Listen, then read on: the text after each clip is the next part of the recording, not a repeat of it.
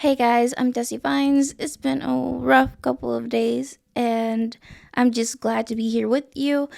So, let's just get into it. I keep recording this episode, then I get review of the film to edit, and I just don't like it. So, hopefully, this is the last time, and I can finally get this out to you. So, we are resuming the Gossip Girl recap series. Spot it. S&B throwing down in a field hockey field. Like, because they were throwing down. Okay, it's Ivy Week in episode 3. And in Gossip Girl, Ivy Week is basically when the representatives from all the big Ivy League schools comes down to Constance and St.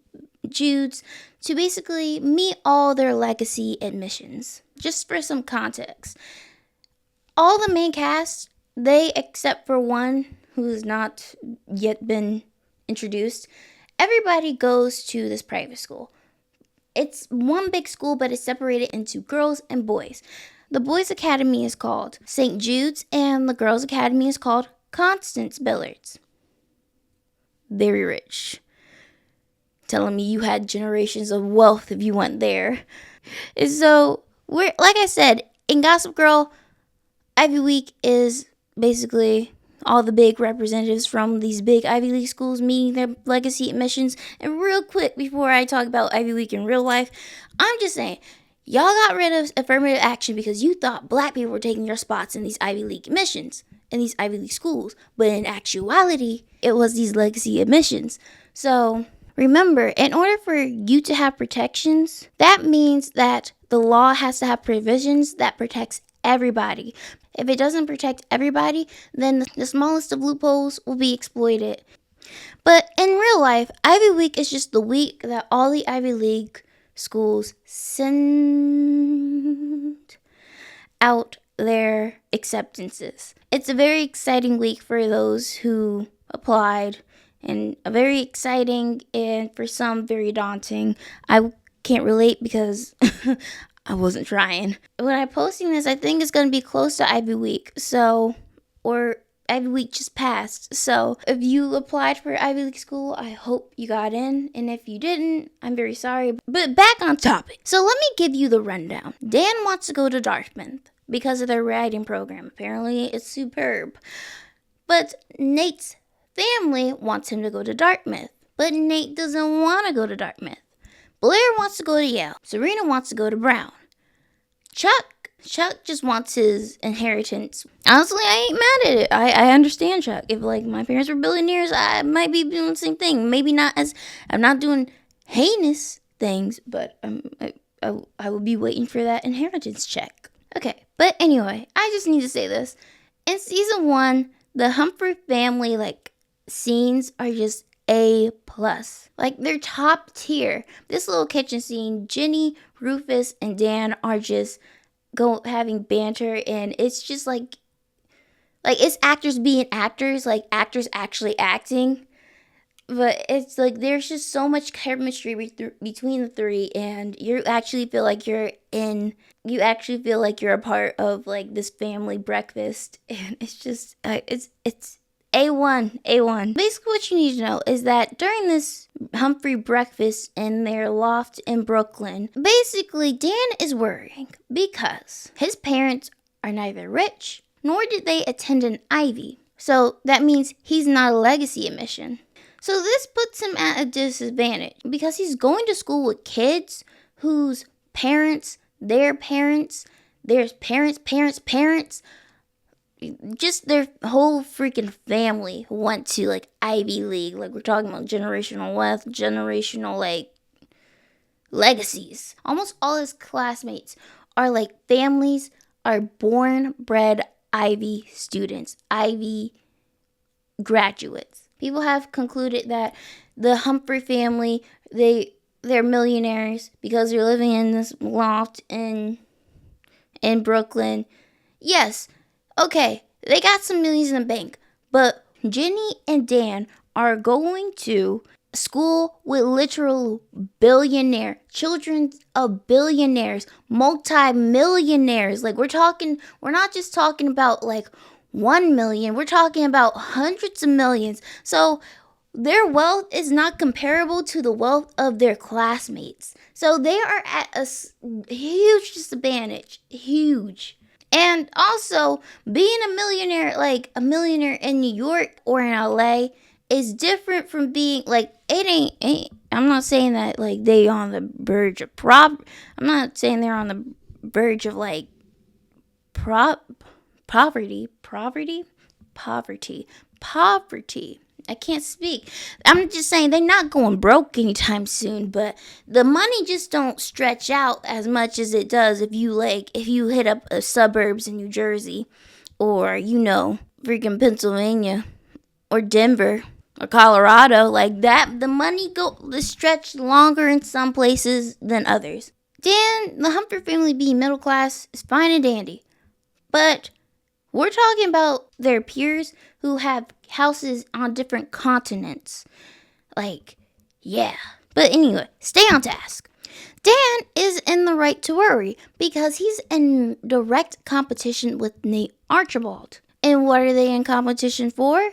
Well, they're in competition to be the usher for the Dartmouth rep. The cast accepts Serena because Serena is always running late. She's either running off or running late. It's a reoccurring theme in her story on Gossip Girl. Is in an assembly talking about Ivy Week and the Ivy Mixer. Their school is hosting a mixer for the Ivy League school reps. And the boys are ushers. The usher position is basically just keeping the Ivy rep company during their mixer. Basically, it's an opportunity for a person to like get buddy, have more of a connection with their desired school. They can get letters of recommendation if like they make the right connection. And it means something if you have a letter of recommendation from an Ivy school rep to that school, The boys have to interview in order to get an usher position for the rep of the school that they desire, while the girls just basically help set up the party. And as the head of community outreach, Blair gets to choose a charity or organization for the school to work with. And she's totally not going to abuse that power. She's not. So the assembly is dismissed and Serena misses it. A recurring theme. So Blair walks up to Serena. And this was unprovoked. Well, she did sleep with Nate, so I guess it's not unprovoked. But this was unprovoked. Like, Serena didn't say anything. Blair comes up to Serena and she says, "You missed the assembly. Too bad Brown doesn't offer degrees and slut." Keep in mind, that was unprovoked. But Serena did sleep with her boyfriend while being her best friend. But my question for Blair is like, where's that energy for Nate? Where is it? Where is that energy for Nate? Like, where's the energy for Nathaniel? That's the match that started the fire on this mini war between Serena and Blair. And they take it to the field. So they're on the field playing field hockey for gym. And yes, it's field hockey. I personally could not figure out what they were doing. Only when Chuck later says what sport they were doing is when I knew what they were doing. Is when I learned what they were doing because I was confused. But back to it. Blair is messing with Serena. She's hitting her. She's tripping her. And the ref is running out of colors. And all the while, Serena's trying to plead her case. Girlfriend hairpiece. Ain't no fucking way. Ain't no fucking way you resolving this on the hockey field. Ain't no way. You have been best friends with Blair for how long? You knew, why are you even discussing this when Blair has, a weapon in her hands? But Serena eventually has enough. She says enough is enough, and she tackles Blair to the ground. And nowadays, when a high school shows a fight scene, It's a bit watered down, except for that one in Euphoria. I haven't watched Euphoria. I only seen the clips. I only seen a clip of that fight, and that brought me back to like old school, like 2000, early 2000s high school show. But anyway, if you remember the fight scenes for Gossip Girl, Degrassi, you would know that when these girls started a fight, they went hard. They were pulling out WWE moves out. So they threw down. And so Serena threw down. They're rolling around in the field. Like, girls. Like, I'm pretty sure the headband that Blair has got on is more than my mom's mortgage. So please just get up off the floor. But I mean, Serena didn't just push Blair down. I mean, she pounced.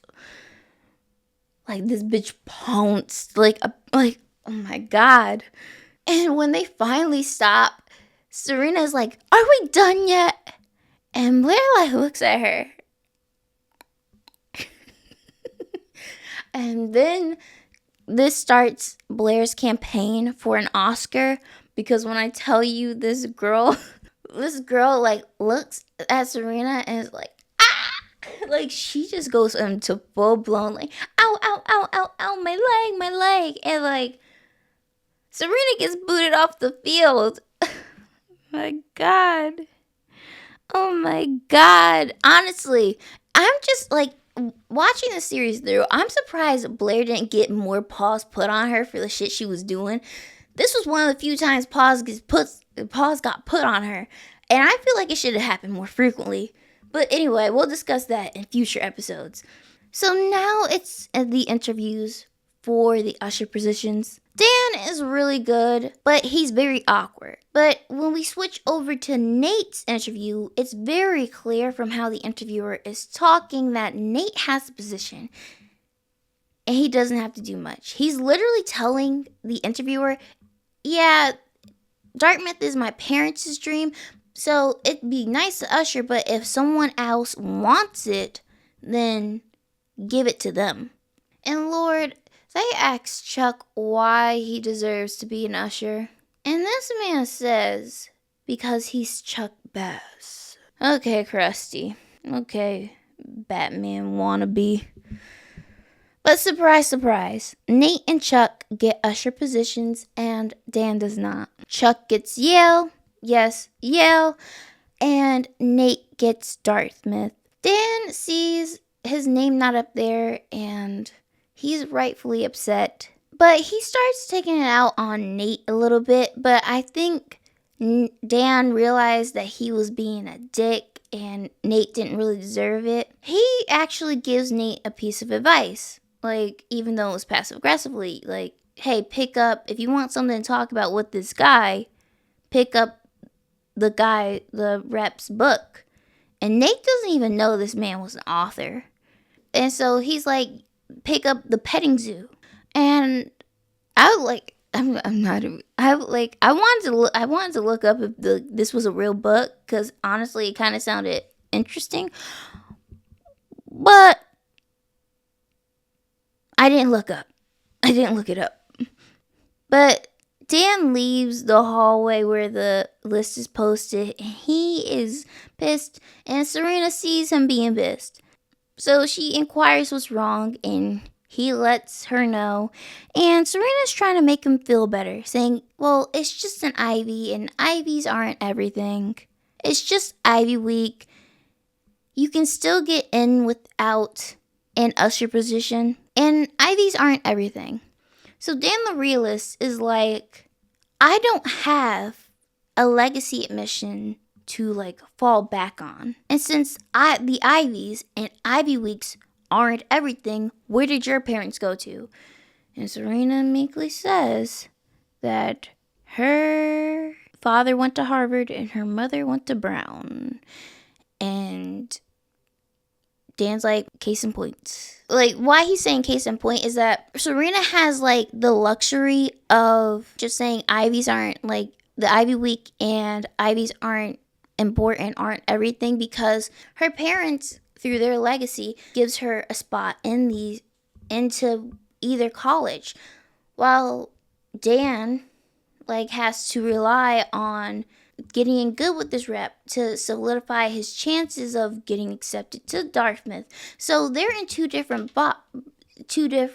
boats. Serena doesn't need it, so she doesn't see the importance of it. So Blair enlists Chuck to spy on Serena because Blair wants to publicly take Serena down. Keep in mind, she's saying all this while still being with Nate. Okay.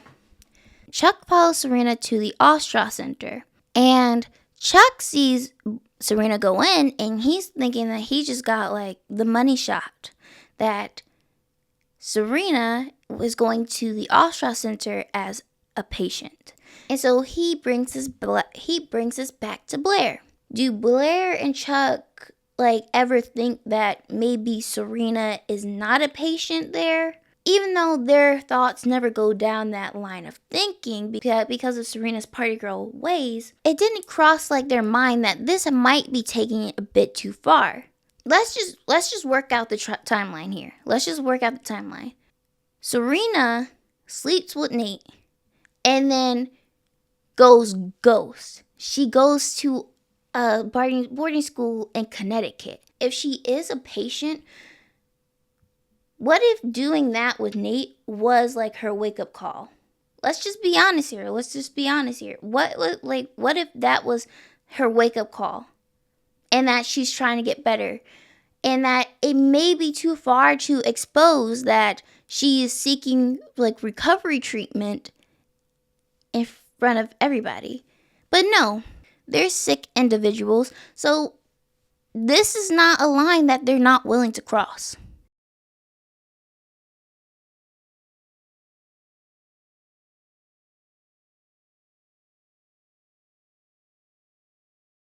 And what Blair plans to do crosses the complete line, yards ahead of the line. So Serena is there to see her brother, Eric, and they're doing family therapy. Lily, Serena's mom, wants Eric to stay, while Serena thinks Eric has been in the Ostra Center for long enough and wants him to come back home. But neither one of them is asking what Eric wants. When the doctor asks Eric what he wants, he says he would love to go back home, but maybe Lily, his mom, is right that he should stay a little bit longer. So Serena says fine, and she's like, well, be my date to the Ivy mixer. And Lily's not happy with that, but she's happy that Eric is staying, so she just goes along to party planned for the mixer. So Eric is going to the mixer, but is staying at the Ostra Center. So Dan goes home, and he comes into the house a little overdramatic. So Rufus goes up to check on him, and Dan lets him know he didn't get the position. And Rufus is trying to make him feel better like any parent would do in that situation, but Dan is just not wanting to hear it because he's going to school with the ultimate privileged people where the regular laws and rules for normal people don't apply to them. And so Rufus leaves Dan alone, and he goes to talk to Jenny, and Jenny is basically, we're grateful that you send us here, but we take the metro to school. These kids get picked up by chauffeurs. There's a disconnect that the Humphrey, I don't want to call them a clan because calling white people a clan is just the Humphrey family, the Humphrey kids, there's a line that is just there, and they're not going to get certain opportunities when they go up against these people. So, but Rufus is a man on a mission, so he goes down to that school, and he's prepared to talk the ear off of anybody who will listen. So he sees this woman coming down the stairs, and he's like, he's like giving her like sob story, like my son didn't get usher position, but I want to believe that's a mistake because I believe the good in people, and like the I'm pretty sure he is the 16th parent to have been down there to have called about their son not getting an usher position. So the lady is like, the usher positions are final, but like, so Rufus is like, is there any way I can get him invited to this mixer? This lady's like, well, you can talk to our head of party planning. And she looks like she's in a good mood. And guess who's the head of party planning? Lily, Rufus' ex, Serena and Eric's mom. So Rufus worked some magic and he got Dan in. Be it's for this made up position. He's handling the refreshment table, like pouring drinks. And now Rufus is the head of entertainment, and the only person he can get to play as entertainment was himself and his bandmate.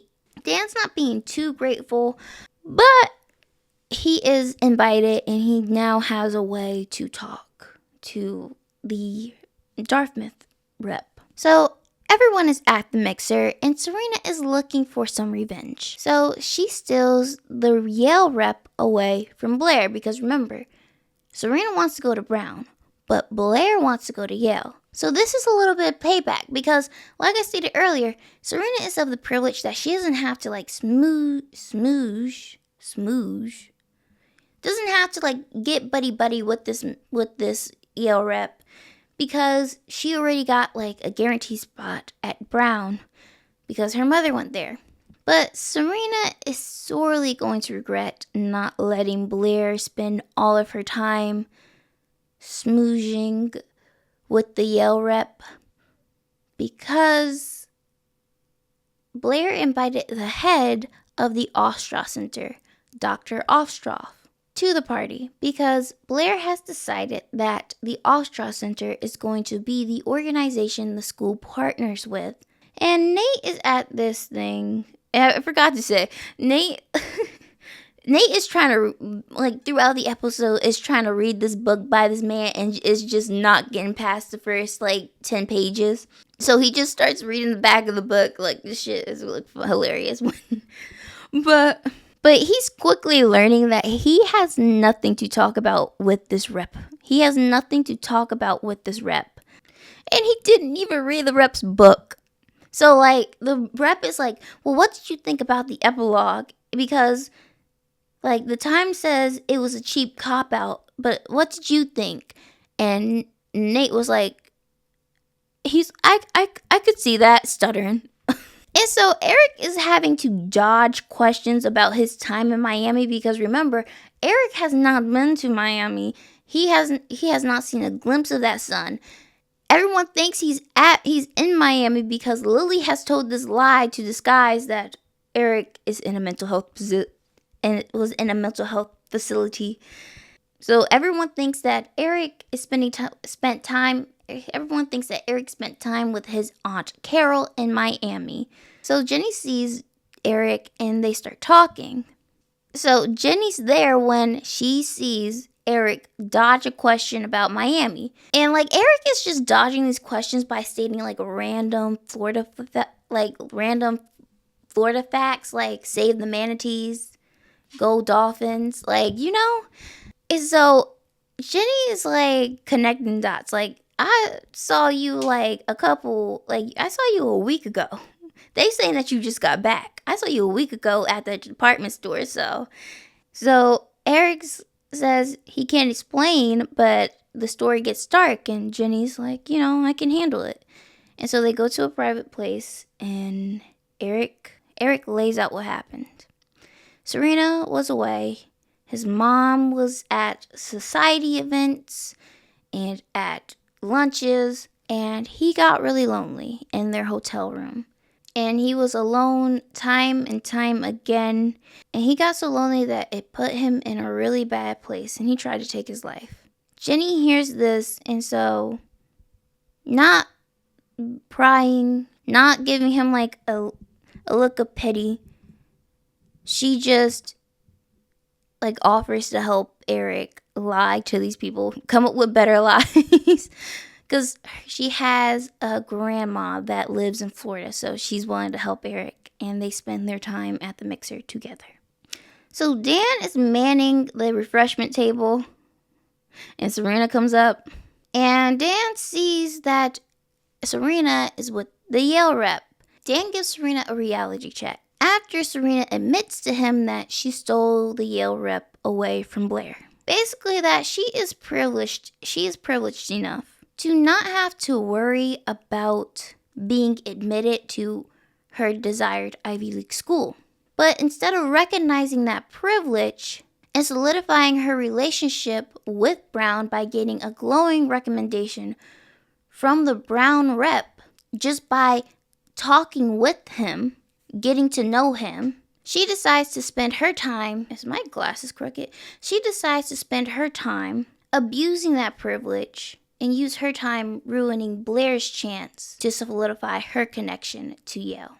So Serena feels like an ass, and then Nate comes up, and surprisingly, Nate is doing what he promised Blair he would do, ignoring Serena's existence. And so Serena is annoyed for some reason that Nate won't even say hi to her. Like, girl, just the other day, you heard that Nate done promised Blair that he wouldn't talk to you. So why you guys were going to talk about why you weren't talking anymore. So I thought like it was established that y'all weren't going to be talking anymore. So she's confused, bottom line. She's aggravated that she won't even get a hello. So Nate finally gives her a hello in a very passive-aggressive way. We're going to detour off for a minute because, side note, I don't know how Blair just so easily forgives Nate. I know that some of it is that Nate is like her first love. Nate is to Blair what Ashley is to Scarlett in Gone with the Wind. But whenever I watch the first season of Gossip Girl, all I can think about is like, if I was in that position, I hope God protects that man.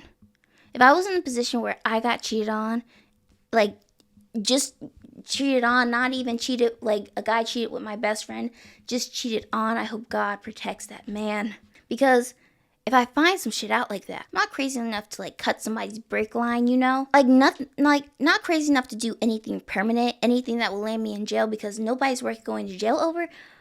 But I will say I am crazy enough to make sure that when the topic of crazy ex-girlfriends comes up in a conversation, that man's mind automatically goes to me.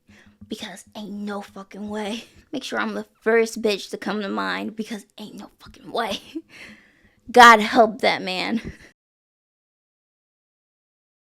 But anyway, Dan is trying to help Nate out because he can see the struggle, and he's trying to give Nate some talking points, and Nate is just like, you know what, why don't you just go talk, give him the drink, go talk to Petting Zoo. Because I don't remember that man's name. I'm sorry, Dartmouth rep. So Nate decides to give Dan the chance to connect with this rep, and he attempts to leave. But Nate's dad sees this go down, so he goes and he stops Nate and asks, like, what are you doing? Go back out there. And Nate just puts his foot down. He says that he doesn't want to go to Dartmouth, and that the captain, his father, needs to back off. With that, Nate leaves. He probably wouldn't want to see what is going to happen, but Blair gets on stage. She gives a speech about how they're partnering with the Offstraw Center because one of their peers goes to the Offstraw Center, and it has helped her remain sober and on the straight and narrow, at least for now. And I did not add the at least for now. Blair literally says the Offstraw Center has kept her sober, at least for now. She said that. Blair outs Serena as the student and tells her to come on to the stage. Eric is about to go up on that stage and tell Blair a thing or two and reveal himself to be the real person going to the Offstraw Center. But Serena selflessly stops her brother, goes up onto the stage. When she gets up on the stage, Blair tells Serena, don't lie, Truck has proof. And this is so fucked up. So Jenny goes and tells Dan, who's confused. He's like, why is Serena going up there and talking about addiction? Jenny tells him, like, Serena's not the one that is at the Austria Center, it's her brother. And she doesn't explain further because that's Eric's business, but just lets her know that Serena is just taking the bullet for him. So after that, Serena tries to say what they teach is forgiveness and trying to signal to Blair that maybe it's enough now. Forgiveness is probably the right thing to do, right way to go on. After getting off the stage, Serena confronts Blair because Blair did take it too far. Blair says nothing will be worse as what Serena did to her. I'm okay, okay, I guess I'm not agreeing with that. But also where's this energy for Nate? Because it seems like he just got off scot-free. Cause be pissed at Serena, yeah. But this man has gone back on his promise. He has lied to you for months. Serena, left the state. She left the state. Nate stayed around, sat in your face, lying to you, giving you dry ass I love yous. He sat in her face for a year, knowing that he cheated on her. And not just cheated on her with her best friend. And then on top of it, to learn that even after you find out he wanted to get back together with you, he's trying to meet up with Serena in Chuck's hotel room. But Blair does not have nearly enough energy for Nate for how he has treated her. Has completely dogged this woman, but she ain't got no energy. So Serena runs off and Dan follows, and Dan sees a different side to her. Serena has her shit, but it's not black and white. Serena is just not a bad person or just a good person. There's nuance. There's a whole lot of gray. Dan tells her that he admires what she did.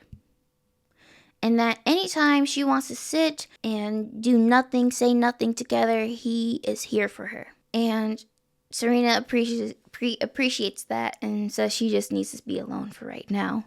Eric confronts Blair and lets her know that the patient isn't Serena. The patient was him. And Blair thinks Eric is lying. So Eric shows Blair his scar. And if I can find the clip, I think I can find the clip. I'm going to put it here. But he gathers Blair up with one line. And today Serena protected me. Eric, I didn't see that coming? Yeah. Well, it must be a shock for someone who thinks she knows everything. So Dan eventually thanks his father because he wasn't being too grateful when he first got him the position, but he realized that his father went out on a limb for him and did something incredibly great and got him an opportunity. And so he's thankful. So Blair finds Serena reading in the park. And it's not easy for Blair to say she's sorry. So she does the next best thing for her. She reads Serena a letter that she never sent to her. In this letter, she's telling Serena how hurt she is that Serena left and how she has no one. It feels like her life is spiraling out of control and how she just needs her best friend. She just needs Serena. But Serena wasn't there, and Blair never sent the letter.